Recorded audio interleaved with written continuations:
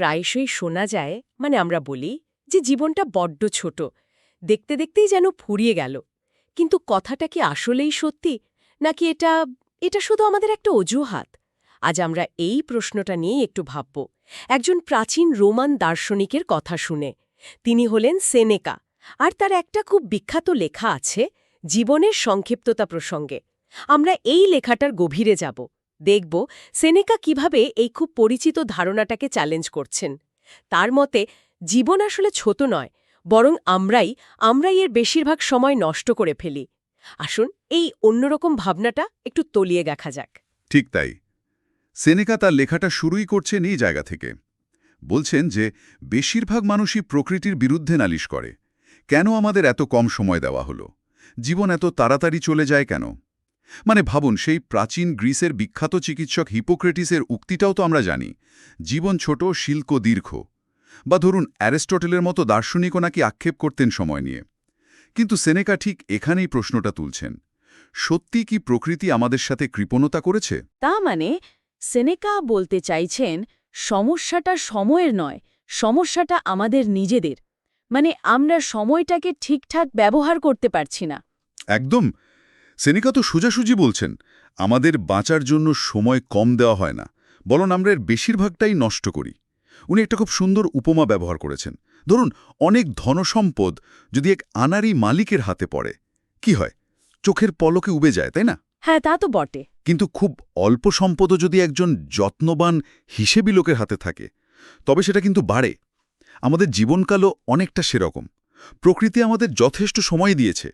জীবনটা আসলেই যথেষ্ট দীর্ঘ, যদি আমরা এর ঠিকঠাক ব্যবহারটা জানি। কিন্তু আমরা নানাভাবে অপচয় করে এটাকে নিজেরাই ছোট বানিয়ে ফেলি। কিন্তু এই অপচয়টা কিভাবে হয়? সেনেকা কি কিছু নির্দিষ্ট উদাহরণের কথা বলেছেন? কারণ আজকাল তো সারাক্ষণই মনে হয় সময় কোথা দিয়ে চলে যাচ্ছে। হ্যাঁ, বলেছেন তো। বেশ কিছু উদাহরণ দিয়েছেন। আর মজার ব্যাপার হলো, প্রায় ২০০০ বছর পরেও সেগুলো যেন আজকের দিনের কথা বলছে। উনি কয়েকটা বড় কারণ বলছেন। যেমন ধরুন, অতৃপ্ত লোভ। লোভ আরও চাই, আরও চাই। হ্যাঁ, যা আছে তা নিয়ে সন্তুষ্ট না হয়ে শুধু আরও পাওয়ার জন্য দৌড়ানো। অথবা ধরুন, সারাদিন ধরে অর্থহীন সব কাজে ব্যস্ত থাকা, মদের নেশা, বা ধরুন স্রেফ আলসেমি করে দিন কাটানো।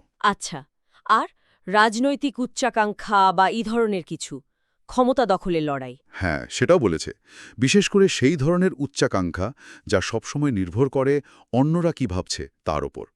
আরও বলেছে ক্ষমতাশালী লোকেদের পেছনে পেছনে ঘোরা, তাদের সঙ্গ পাওয়ার জন্য অকারণে সময় নষ্ট করা, অন্যের সম্পত্তি কিভাবে পাওয়া যায় সেই চেষ্টা করা, অথবা নিজের যা আছে তা নিয়ে আফসোস করা। লক্ষ্যহীন জীবন কাটানো, জীবনে কোনো স্থির উদ্দেশ্যই নেই। আর ঘন ঘন পরিকল্পনা বদলানো, এটাও তো এক ধরনের অস্থিরতা, তাই না? এটাও সময় নষ্ট করে। তার সেনেকার কথা অনুযায়ী আমরা জীবনের খুব অল্প সময়ই আসলে বাঁচি, বাকিটা কি শুধুই কেটে যায়। অনেকটা তাই। সেনেকার মতে জীবনের বেশিরভাগটাই আসলে সময় বয়ে যাওয়া, কিন্তু সেটা প্রকৃত জীবনযাপন নয়। উনি সমাজের চোখে যারা খুব সফল তাদের দিকেও কিন্তু আঙুল তুলেছেন। যেমন কেউ হয়তো অন্যের হয়ে দিনের পর দিন মামলা লড়ে যাচ্ছেন, কেউ কাউকে জেতানোর জন্য লড়ছেন, কেউ বিচারকের আসনে বসে অন্যের ভাগ্য ঠিক করছেন। খুব কম লোকই নিজের জন্য সময় বার করতে পারে। তারা আসলে কি করছে? অন্যের প্রয়োজনে নিজেদের জীবনটাই বিলিয়ে দিচ্ছে। এটা তো খুব খুব গভীর একটা পর্যবেক্ষণ। আচ্ছা, সেনেকা কি সময়ের দাম নিয়ে কিছু বলেছেন? আমরা তো টাকা পয়সার হিসেব খুব রাখি, কিন্তু সময়ের ব্যাপারে আমাদের মনোভাবটা কেমন? এখানে সেনেকা একটা অদ্ভুত বিরোধাভাস, একটা অসঙ্গতির কথা তুলে ধরেছেন। উনি বলছেন, সময় হলো একমাত্র জিনিস যা একবার চলে গেলে আর ফেরত পাওয়া যায় না। ঠিক। অথচ দেখুন, এই ব্যাপারেই আমরা সবচেয়ে উদার, সবচেয়ে বেহিসেবী। মানুষ তার জমির সীমানা নিয়ে এক চুল এদিক ওদিক হলে লড়তে তৈরি। হ্যাঁ, তা হয়। কিন্তু নিজের জীবনে নিজের এই মূল্যবান সময়ে অন্যদের খুব সহজে ঢুকে পড়তে দেয়। এমনকি যারা তার জীবনটা, তার সময়টা কেড়ে নেবে, তাদেরও সে হাসি মুখে ডেকে আনে। টাকা ধার দিতে আমরা যতটা হিসেব করি, নিজের জীবনে সময় বিলিয়ে দিতে আমরা তার চেয়ে অনেক বেশি উদার। এটা তো সাংঘাতিক কথা। সময়ের এই অপচয়টা বোঝানোর জন্য উনি কি কোনো ছবি এঁকেছেন? কোনো উদাহরণ? হ্যাঁ, একটা খুব জোরালো উদাহরণ দিয়েছেন। উনি বলছেন, ধরুন একজন বয়স্ক মানুষ, তাকে যদি তার জীবনের হিসেব কষতে বলা হয়, তাহলে কি দেখা যাবে? কত সময় গেছে পাওনাদারের পেছনে ঘুরে, কত সময় গেছে প্রেমিকার মন রাখতে, কত সময় গেছে কোনো ক্ষমতাশালী পৃষ্ঠপোষক বা ক্লায়েন্টের জন্য অপেক্ষা করে, কত সময় গেছে হয়তো স্ত্রীর সাথে ঝগড়া করে বা বাড়ির কাজের লোকদের বকাবকি করে, অথবা শহরের নানা সামাজিক অনুষ্ঠানে শুধু হাজিরা দিতে গিয়ে। এর সাথে তো আবার যোগ হবে অসুস্থ হয়ে বিছানায় কাটানোর সময়গুলো বা স্রেফ আলসেমিতে নষ্ট করা দিনগুলো, তাই না? কাজে লাগিয়েছে। তখন মনে হবে, আরে মৃত্যু তো এখনো আসেনি, কিন্তু আমার জীবনটা যেন তার আগেই ফুরিয়ে গেছে। আমরা আসলে বুঝতেই পারি না যে কতটা সময় হারিয়ে ফেলছি, কারণ সময় তো আর দেখা যায় না, তাই না? যখন চলে যায় তখন তাকে আর ধরা যায় না। কিন্তু ধরুন যারা খুব ক্ষমতাশালী, যারা সমাজের একেবারে উঁচুতে, তাদের জীবন তো আমরা সফল বলেই ধরি। তাদের ক্ষেত্রেও কি সেনেকা একই কথা বলছেন? তারাও কি সময় নষ্ট করেন? এখানেই সেনেকার পর্যবেক্ষণটা আরও ধারালো। উনি দেখাচ্ছেন এমনকি সবচেয়ে ক্ষমতাশালী ব্যক্তিরাও, যেমন ধরুন রোমান সম্রাট অগাস্টাস, তিনিও কিন্তু মনে মনে একটুখানি অবসর চাইতেন, একটুখানি নিজের মতো করে সময় কাটাতে চাইতেন। অগাস্টাস, যাকে দেখে মনে হতো দেবতারা তাকে সব দিয়েছেন, ক্ষমতা, সৌভাগ্য সবই, তিনিও সবসময় বিশ্রাম চাইতেন, রাষ্ট্রীয় গুরুদায়িত্ব থেকে একটু মুক্তি চাইতেন। তার সব কথায়, সব লেখায় এই অবসরের আকাঙ্ক্ষাটা ফুটে উঠত। তাই নাকি? হ্যাঁ, তিনি এই ভেবে শান্তি পেতেন যে একদিন আসবে যখন তিনি শুধু নিজের জন্য বাঁচবেন, যদিও সেই স্বপ্ন হয়তো তার জীবনে সত্যি হয়নি। কিন্তু কারণটা কি? এত ক্ষমতা, এত প্রতিপত্তি, তারপরেও অবসরের জন্য এই আকুলতা কেন? কারণ অগাস্টাস খুব ভালো করেই জানতেন তার ওই বিশাল ক্ষমতার পেছনে লুকিয়ে আছে সীমাহীন উদ্বেগ আর দুশ্চিন্তা। তাকে গৃহযুদ্ধ লড়তে হয়েছে, নিজের সহকর্মী, এমনকি আত্মীয়দের সাথেও সংঘাতে জড়াতে হয়েছে। বিশাল রোমান সাম্রাজ্য রক্ষা করা, তাকে আরও বাড়ানো, এই বিরাট চাপ সামলাতে হয়েছে। এমনকি নিজের পরিবারের সদস্যদের দিক থেকেও ষড়যন্ত্রের ভয় ছিল। ওহ, তাই অবসর তার কাছে এতটাই আকাঙ্ক্ষিত ছিল যে বাস্তবে না পেলেও তিনি অন্তত কল্পনায় তার স্বাদ নিতেন। ক্ষমতা সবসময় শান্তি আনে না, বুঝলেন, বরং অনেক সময় আরও বেশি মানসিক ব্যস্ততা আর উদ্বেগে জন্ম দেয়। সেনেকা কি অন্য কোনো বিখ্যাত ব্যক্তির উদাহরণ দিয়েছেন এই প্রসঙ্গে? হ্যাঁ, দিয়েছেন তো, যেমন সিসেরো, বিখ্যাত রোমান বক্তা, রাজনীতিবিদ। রাষ্ট্রের যখন খুব খারাপ অবস্থা, খুব সংকটময় সময়, তখন সিসেরো নিজেকে বলতেন অর্ধেক মুক্ত বা হাফ ফ্রি। অর্ধেক মুক্ত? হ্যাঁ, মানে তিনি পরিস্থিতির চাপে পড়ে পুরোপুরি নিজের ইচ্ছামতো কাজ করতে পারছেন না। এমনকি যে কনসাল পদের জন্য তিনি একসময় খুব গর্বিত ছিলেন, পরে সেই পদেরও সমালোচনা করেছেন। কেন? কারণ অবসরের খুব অভাব ছিল।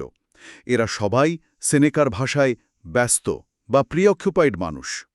এই ব্যস্ত বা প্রিঅকিউপাইড শব্দটা সেনেকা কি শুধু কাজের চাপের অর্থে ব্যবহার করেছেন, নাকি এর অন্য কোনো মানেও আছে?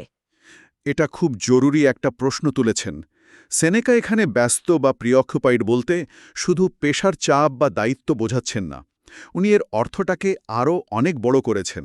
মানেটা হলো, মন যখন নানা অদরকারি চিন্তা, উদ্বেগ বা অর্থহীন কাজে ছড়ানো ছিটানো থাকে, সেই মানসিক অবস্থাটাকেই উনি প্রিঅকুপাইড বলছেন। আচ্ছা, অর্থাৎ শরীর হয়তো চুপচাপ বসে আছে, কিন্তু মনটা কোথায় কোথায় ছুটে বেড়াচ্ছে। এটাও এক ধরনের ব্যস্ততা যা আমাদের জীবনটাকে শুষে নেয়। তার মানে যারা বাইরে থেকে দেখতে গেলে হয়তো কোনো কাজই করছেন না, তারাও আসলে ব্যস্ত হতে পারেন। একদম। সেনেকা এমন কিছু উদাহরণ দিয়েছেন যা শুনলে একটু হাসিও পায়, আবার করুণাও হয়। যেমন ধরুন, কিছু লোক আছে যারা পুরনো দিনের দামি ব্রোঞ্জের জিনিসপত্র সংগ্রহ করে বা মরচে পড়া তামা পরিষ্কার করেই দিন কাটিয়ে দেয়। হ্যাঁ, এরকম শক্ত থাকে অনেকের। থাকে, কিন্তু সেনেকা প্রশ্ন তুলছেন, এতে জীবনের মূল সময়টা চলে যাচ্ছে না তো? বা ধরুন, যারা ঘণ্টার পর ঘণ্টা ধরে কুস্তি বা মল্লযুদ্ধ দেখেই সময় কাটায়, অথবা যারা চুল আছড়ানোর সাজগোজ নিয়ে ভীষণ ব্যস্ত। চুল আছড়ানো? হ্যাঁ, চুলটা ঠিকমতো সাজানো হলো কিনা, টাকটা ঠিকমতো ঢাকা পড়ল কিনা, এসব নিয়ে ঘণ্টার পর ঘণ্টা পার করে দেয়। গান বাজনা বা ধরুন খাওয়া দাওয়ার আয়োজন, এসব নিয়েও কি উনি কিছু বলেছেন? বলেছেন তো, যারা গান তৈরি করা, শোনা বা শেখার পেছনেই ডুবে থাকে, যারা বিশাল খাওয়া দাওয়ার আয়োজন করতেই ব্যস্ত, রূপোর থালাবাটি ঠিকমতো সাজানো হলো কিনা, পরিবেশনকারীরা ঠিকঠাক খাবার দিচ্ছে কিনা, এই সব নিয়েই যাদের যত চিন্তা, এমনকি সেই চরম অলস লোকেদের কথাও বলেছেন যারা পালকিতে চড়ে ঘুরে বেড়ায়। পালকিতে চড়ে? হ্যাঁ, আর এতটাই নিস্তেজ হয়ে গেছে যে সে বসে আছে না দাঁড়িয়ে আছে সেটাও নাকি বোঝার জন্য অন্যকে জিজ্ঞেস করতে হয়। জিজ্ঞেস করে, আমি কি এখন বসে আছি? এটা সত্যি অদ্ভুত। কিন্তু একটা প্রশ্ন আসছে মনে। সেনেকা কি জ্ঞানচর্চা বা পড়াশোনা নিয়েও প্রশ্ন তুলেছেন? সেটাও কি সময় নষ্ট হতে পারে? হ্যাঁ, তবে একটু অন্যভাবে।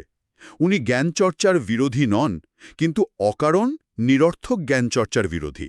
যেমন কোন রোমান সেনাপতি প্রথম নৌযুদ্ধে জিতেছিলেন, বা কে প্রথম হাতি নিয়ে রোমে বিজয় মিছিল করেছিলেন। ওহ, এই ধরনের তথ্য। এই ধরনের খুচরো তথ্য জেনে কার কি লাভ? অথবা ধরুন, পম্পেই কবে প্রথম সার্কাসে হাতির লগাই দেখিয়েছিলেন, এই সব তথ্য জোগাড় করাকে উনি বলছেন অর্থহীন কৌতূহল।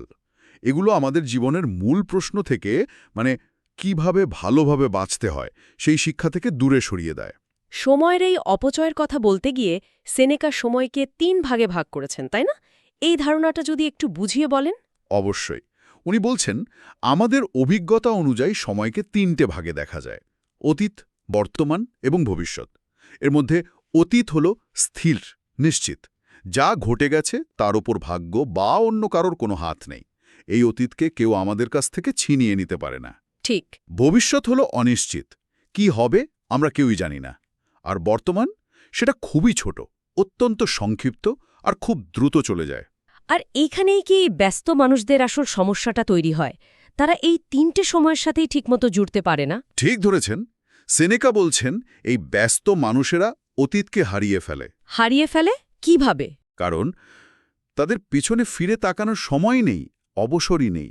আর যদি বা কখনো তাকায়, তাদের মনে পড়ে শুধু অনুতাপের স্মৃতি, কারণ তারা তো সময়টা ভালো করে কাটায়নি। তাদের মন অতীতের ভুল বা কষ্টের কথা মনে করতে চায় না। অথচ দেখুন, অতীতে কিন্তু আমাদের জীবনের সেই অংশ যা স্থায়ী, যা পবিত্র। একজন জ্ঞানী মানুষ এই অতীত থেকে শিখতে পারেন, কিন্তু ব্যস্ত মানুষটা পারে না। আর বর্তমানের কি হয় তাদের জীবনে? বর্তমান তো এমনিতেই খুব ক্ষণস্থায়ী। মনে হয় যেন এর কোনো অস্তিত্বই নেই। এটা সবসময় বয়ে চলেছে, আমরা বোঝার আগেই চলে যায়। আর ব্যস্ত মানুষদের মন যেহেতু হাজারটা অদরকারি জিনিস নিয়ে ছড়ানো ছেটানো থাকে, তারা এই ক্ষণস্থায়ী বর্তমানকেও ধরতে পারে না। সেনেকা তাদের মনকে একটা ফুটো পাত্রের সাথে তুলনা করেছেন, যেখানে কিছুই ধরে রাখা যায় না, সব গলে বেরিয়ে যায়। তারা বর্তমান মুহূর্তে থাকতেই পারে না। তাহলে উপায় কি, যদি জীবন সত্যিই ছোট না হয়, কিন্তু আমরা একে এভাবে নষ্ট করে ফেলি? তাহলে এই অপচয় বন্ধ করে জীবনটাকে দীর্ঘ আর অর্থপূর্ণ করার পথটা কি? সেনেকা কি কোনো সমাধানের কথা বলেছেন? অবশ্যই বলেছেন। আর এখানেই সেনেকার দর্শনের আসল জায়গাটা। উনি বলছেন, প্রকৃত অবসর এবং দীর্ঘজীবন লাভ করার সবচেয়ে ভালো উপায় হল দর্শনচর্চা।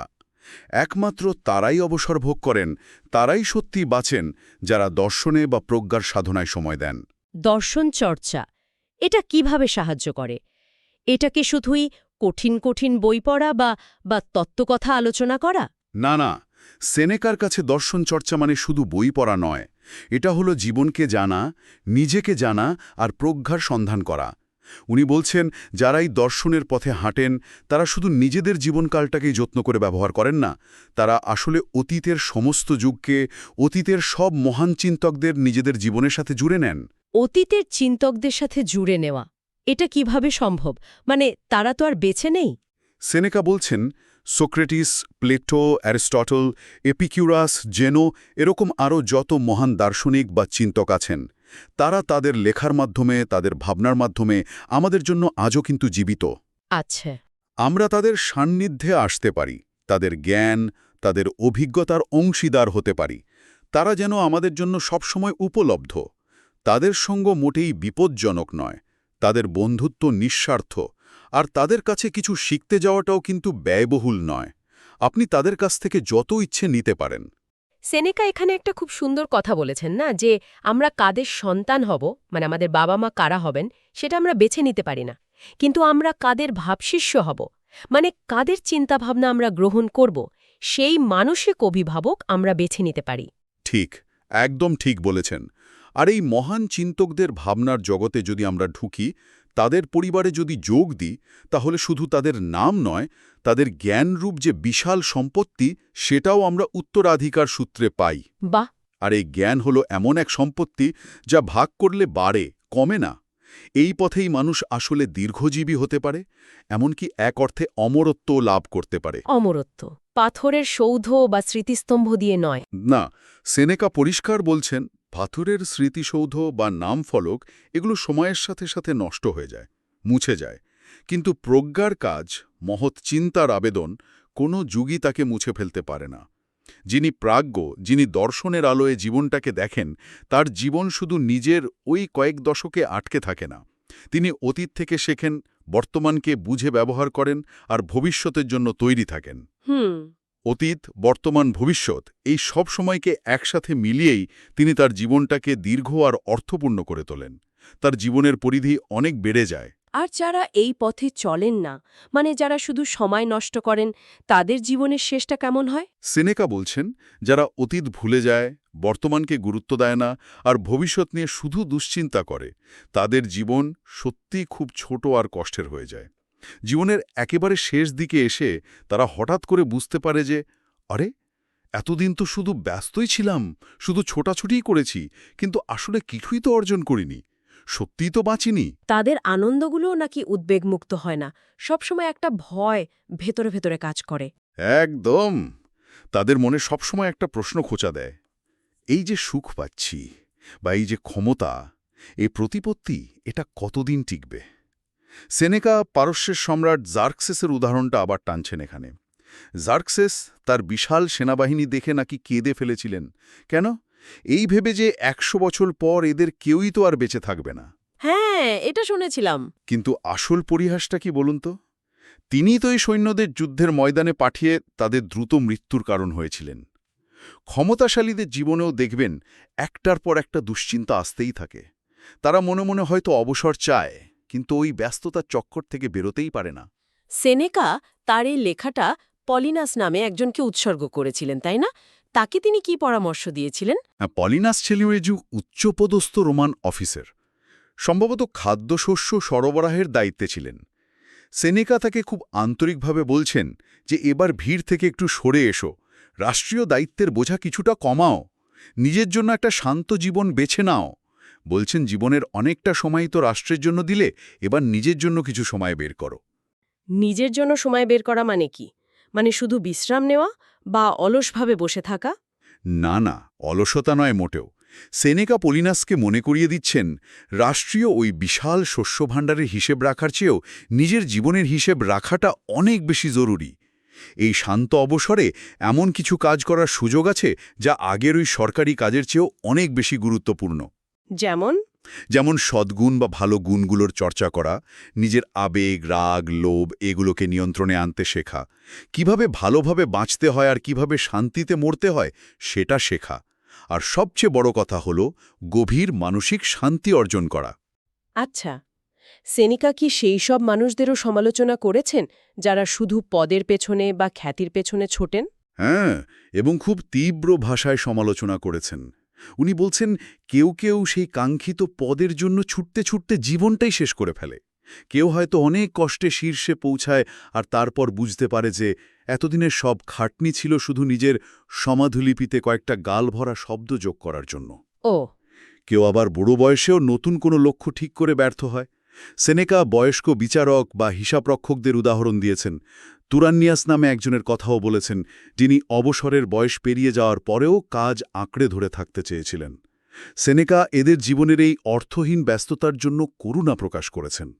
উনি এমনও বলেছেন যে এইসব মানুষদের শেষকৃত্য দিনের আলোয় হওয়া উচিত নয়, বরং রাতের অন্ধকারে মশাল জেলে হওয়া উচিত। কেন? কারণ তারা আসলে দিনের আলোয় খুব অল্প সময় বেঁচেছে। তাহলে সব মিলিয়ে যদি দেখি, সেনেকার মূল বার্তাটা কি দাঁড়াচ্ছে? জীবনকে দীর্ঘ করার আসল রহস্যটা কোথায়? মূল কথাটা হলো, আমরা কত বছর বাঁচলাম সেই সংখ্যাটার চেয়ে অনেক বেশি গুরুত্বপূর্ণ হলো আমরা সেই জীবনটা কিভাবে কাটালাম। জীবন আসলে দীর্ঘই, যদি না আমরা একে অর্থহীন উদ্বেগ, শুধু অন্যের জন্য বাঁচা আর ফালতু কাজকর্ম দিয়ে ভরিয়ে ফেলি। ব্যস্ত বা প্রিঅকুপাইড হওয়া মানে মনটাকে অদরকারি চিন্তায় ছড়িয়ে ছিটিয়ে রাখা। এটাই হলো জীবনটাকে ছোট করে ফেলার মূল কারণ। আমাদের সময়টা ভীষণ দামি, বুঝলেন? এটাকে হেলায় হারানো বা অন্যের হাতে তুলে দেওয়াটা ঠিক নয়। সেনেকা একটা খুব গুরুত্বপূর্ণ কথা বলেছেন, বাঁচতে শেখা আর মরতে শেখা, এই দুটো শিখতেই নাকি পুরো জীবন লেগে যায়। একদম। আর উনি এটাও মনে করিয়ে দিয়েছেন, যা ভবিষ্যতে আসবে তা তো অনিশ্চিত, তাই এখনই বাঁচো। এই ভাবনাগুলোর উপর ভিত্তি করে আমরা হয়তো নিজেদের একটা প্রশ্ন করতে পারি, জীবনটাকে আর ভবিষ্যতের জন্য ফেলে না রেখে এই জরুরি শিক্ষাটা, মানে কিভাবে বাঁচতে হয়, সেটা শুরু করার জন্য আজকেই আমরা কোনো ছোট পদক্ষেপটা নিতে পারি। কিভাবে আমরা আমাদের ওই হারিয়ে যাওয়ার সময়টাকে একটু একটু করে আবার নিজেদের জীবনে ফিরিয়ে আনতে পারি।